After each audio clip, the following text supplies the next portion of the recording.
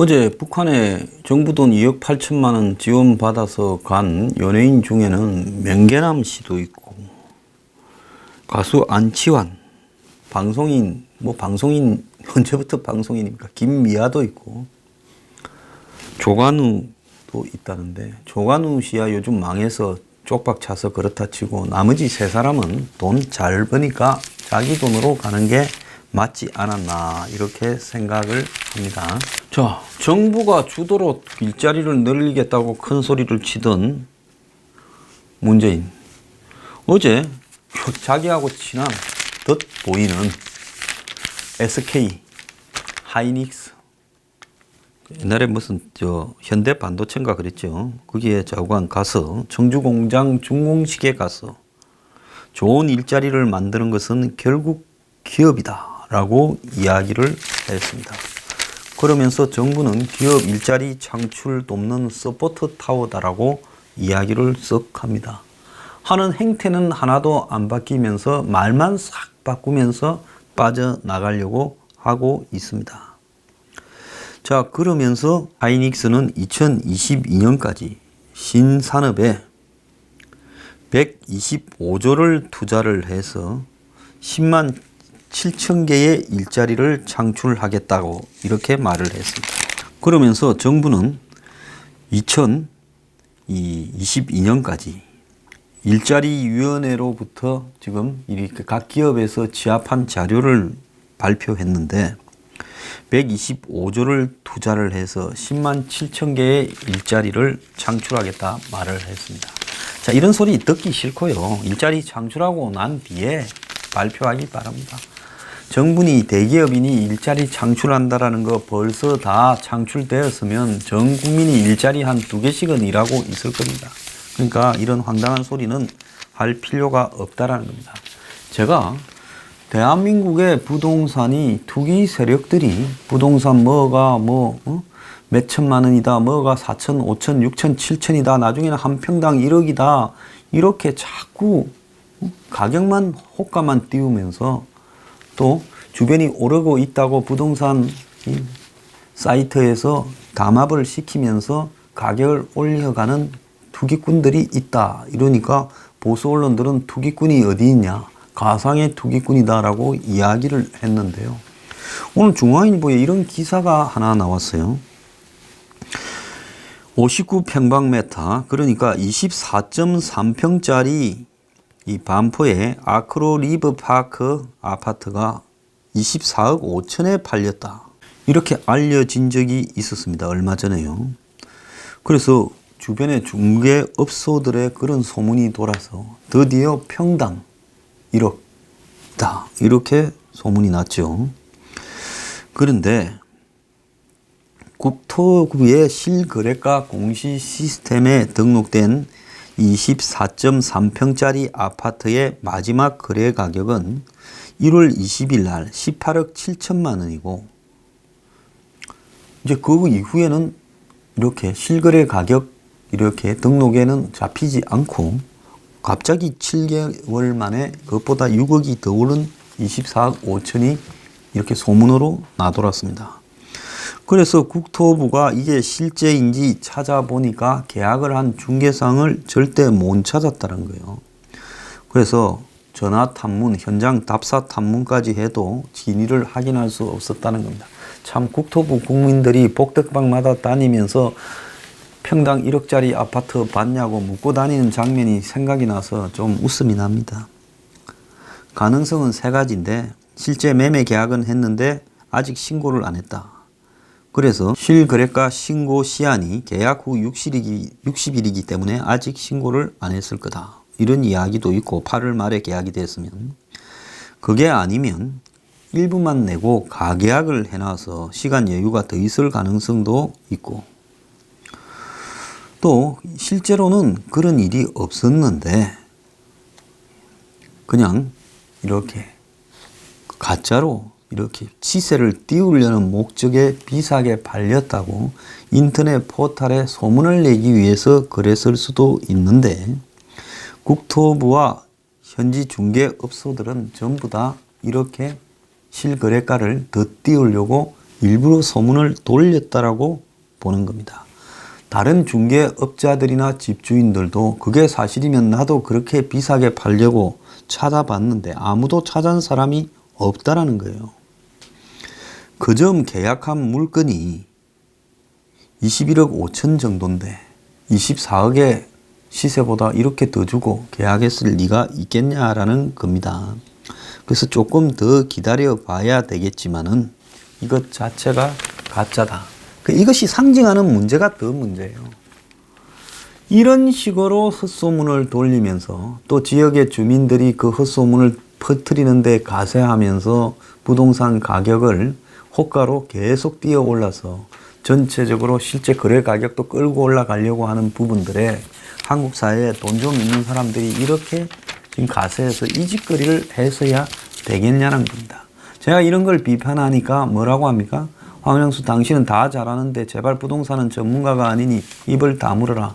내가 이런 이야기를 할 때마다 이 짓거리를 저한테 하는 놈들이 있어요. 자, 놈들이라 그럽니다. 미안하지만은요, 내가 전문가든 아니든 뭔 말을 할 권리는 저한테 있어요. 그러니까 제발 그런 소리 저한테 하지 말고 틀려도 내가 책임질 거니까 내 걱정하는 척 하면서 부동산 문제 전문가 우는 소리 하지 말길 바래요. 원래 전문가가 도둑놈입니다. 자, 부동산을 604채를 갖고 있는 한국 최고의 임대왕이 있었습니다. 부산에 있는 중소건설사 대표인데요. 사실상 회사가 보유한 물량을 자기 개인화 시켜놨다 이렇게 이야기를 하고 있는데 이 사람 말고도 임대주택을 500채 이상 가진 사람이 총 3명이라는 겁니다. 서울에 사는 40대는 545채를 임대주택으로 보유하고 있고 광주에 사는 60대는 531채를 자신의 이름으로 이렇게 갖고 있다는 거예요. 그래서 상위 10명을 보니까 집을 제일 많이 가진 사람이 604채, 그리고 그 밑에 이제 10등이 충남에 사는 50대로 364채를 가지고 있다. 이렇게 지금 알려지고 있습니다. 자, 604채를 가지고 있는 사람은 지방 중소건설사 대표인데 개인 이름으로 시행을 하고 시공은 대표로 있는 건설사가 맡는 구조로 사업을 해왔다는 거예요. 자, 자기가 시행하고 건설까지 하면 꼭 먹고 알 먹고 이렇게 지금 해왔다는 거겠네요. 건설을 하면서 보니 시행업자들은 그야말로 두 쪽만 가지고 돈을 번다 이렇게 보였겠죠. 대출 받고 뭐 어쩌고 해서.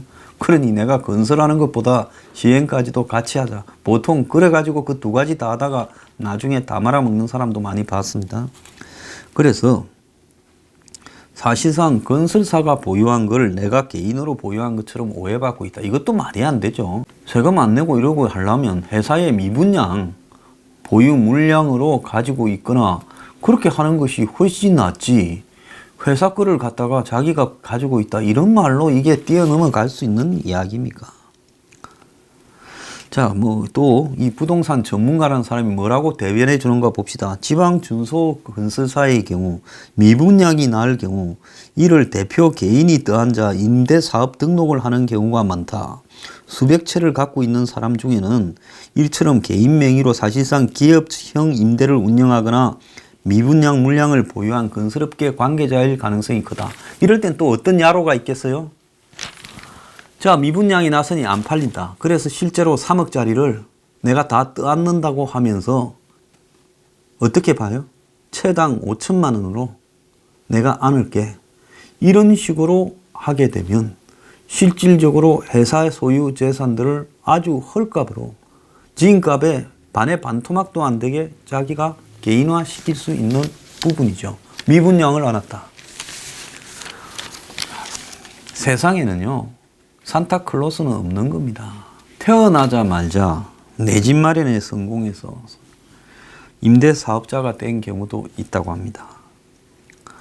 자, 국토부가 등록을 마친 임대사업자 32만 명 중에 가장 나이가 어린 집주인은 2살짜리래요.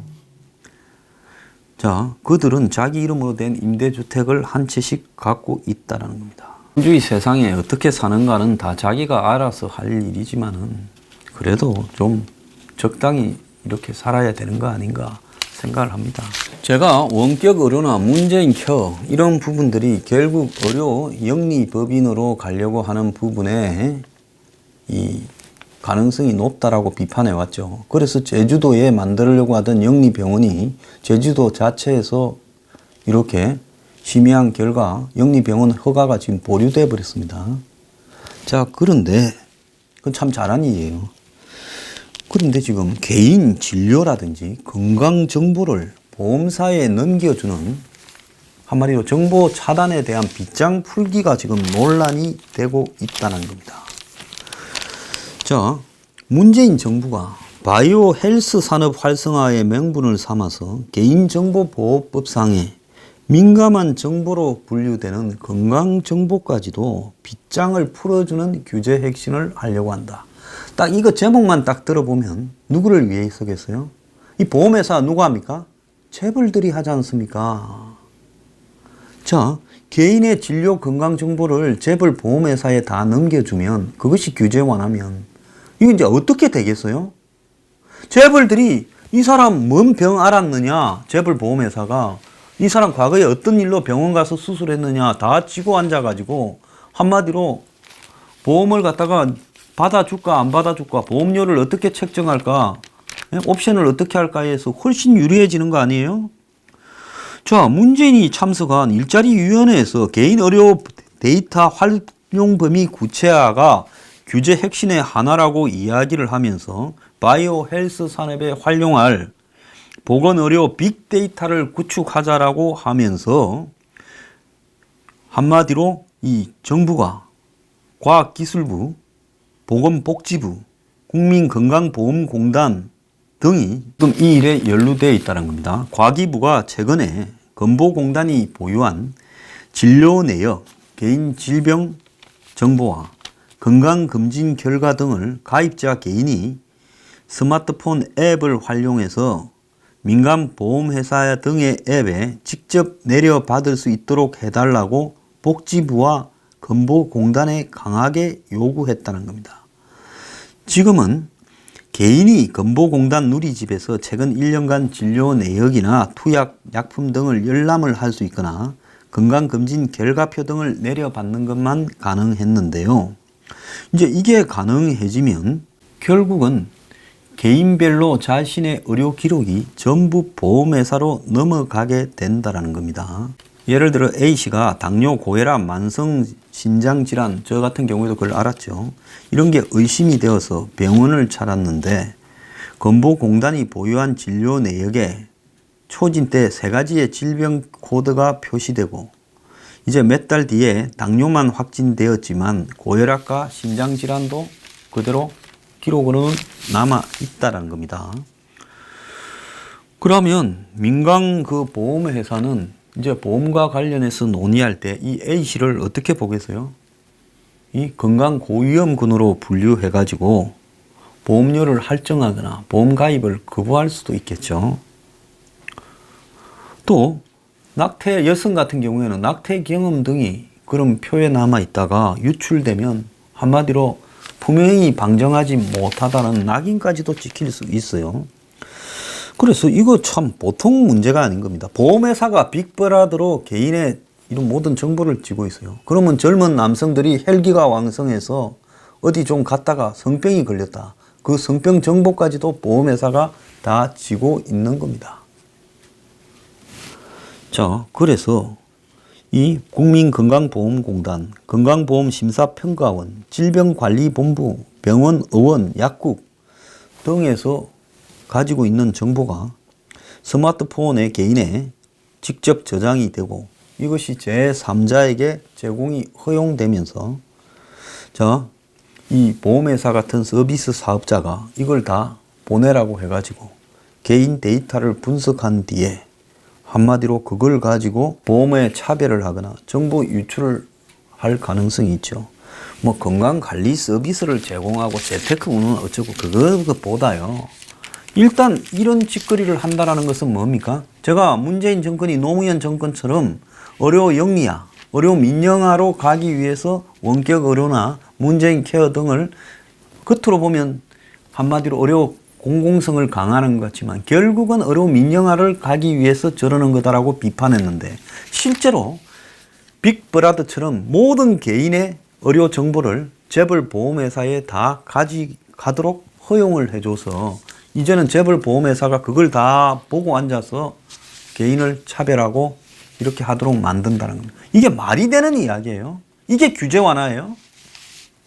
그래서 이 사람들 속셈은 의료 민영화에 있다라는 게 제 속셈입니다. 그걸 한국의 좌파 세력들이 입을 쳐닫고 있어요. 자, 어제 택시 기사분들이 카카오 앞에 몰려가가 이 카카오가 카풀 사업을 하겠다 해서 시위를 했습니다.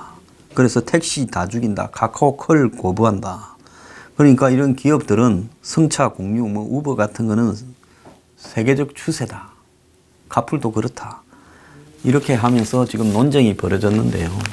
우리가 중소기업 같은 경우에 중소기업 보유 업종을 하는데 오프라인에는 온라인 업체들 같은 경우에는 별걸 다 하도록 이야기합니다. 카카오페이, 카카오 택시, 카카오 이제 뭡니까?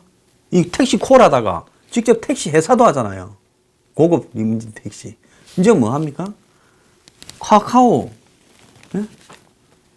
카풀까지 이런 것까지 해먹어야 됩니까? 카풀 업체 한국의 작은 회사들이 하다가 다 망했어요. 그걸 또 인수를 해가지고 이제 카풀까지 한다. 그러니까 처음에 카카오톡을 가지고 정보를 공유해서 거기에 회원들을 가입시켜갖고 공짜 앱처럼 하고 공짜 통화처럼 했지만은 결국은 그걸 갖고 뭘 합니까? 사람 모아놓고 이제 처음에는 택시 부르는 서비스를 해주는 것처럼 하다가 이제는 여기에 이용료 받고 이제 또 고급 택시 운영하고 거기에다가 이제 카풀까지 합니다. 그래서 세상에는 공짜가 없고 선한 게 없다라는 거예요. 그래서 오프라인 업체들 중에 대기업이 중소기업 업종 못하도록 하는 것처럼 이 IT 업체 중에도 인터넷 업체 중에도 자신의 고유 업종 말고는 나머지 부분을 못하도록 하는 게 필요하다. 근데 그렇게 하는 게 규제다라고 이야기를 하면서 정권에 건대서 이런 것까지 해먹으려고 하는 이놈들이 나쁜 놈들 아니면 누가 나쁜 놈들입니까? 왜? 저는 민주당 의원들한테 묻고 싶어요. 기업들이 이 사업 저 사업 하는 거를 재벌들이 지저분하게 식당도 하고 무슨 꽃집도 한다고 비판하던 사람들이 왜 IT 기업들이 이런 것들을 하는 데 대해서는 입을 쳐닫고 있냐는 겁니다. 마찬가지로 규제를 하고 못하도록 해야지요. 그러지 않습니까? 안 그러면 민주주의 자본주의 사회에서는 네 멋대로 하고 싶은 사람 다 해버리라고 풀어버리든가. 제 말 틀렸습니까? 이 세상은요. 눈만 뜨면 코베 가려고 하고 있어요.